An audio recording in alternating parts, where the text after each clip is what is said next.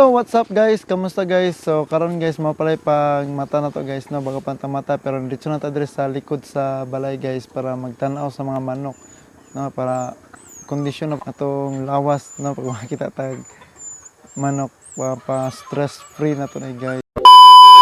So guys, this is our broodcock. Morning broodcock na to guys na golden monkey. Gusto ko na everyday ta maka-update sa inyo ha, pero try na to no.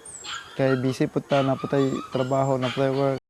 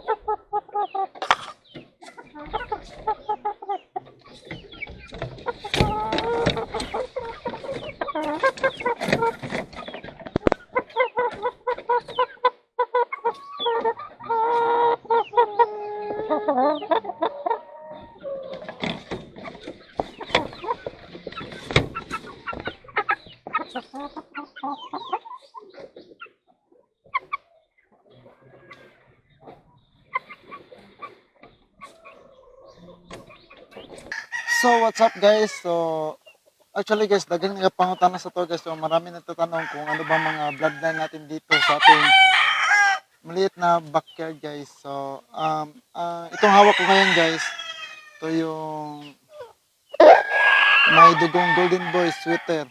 Ito guys. Tapos yung broodcock namin guys ay yun, yung bulag, no? Bulag na yun siya since birth. And then ngayon guys, sa mga nagtatanong kung anong bloodline namin dito, eh, syempre, dito yung mga sweater at milsim, black milsims, and Gilmore. Pero yung mga black milsims namin guys, and Gilmores ay battle cross na yan sila guys, mix na yan sila. So hindi na yan pure.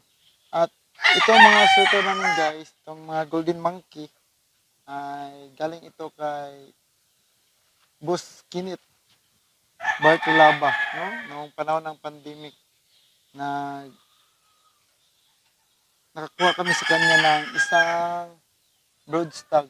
Tapos yun ang pinarami namin kasi ang percentage na mga anak kasi one time lang namin nilaban yung brood stag before tapos yun nag-success and then sa mga anak na kami na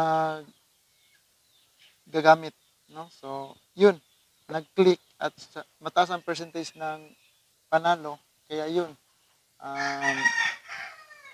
ito yung pinarami natin guys at ito rin mga gagamitin natin, ito mga sweater, ito mga sweater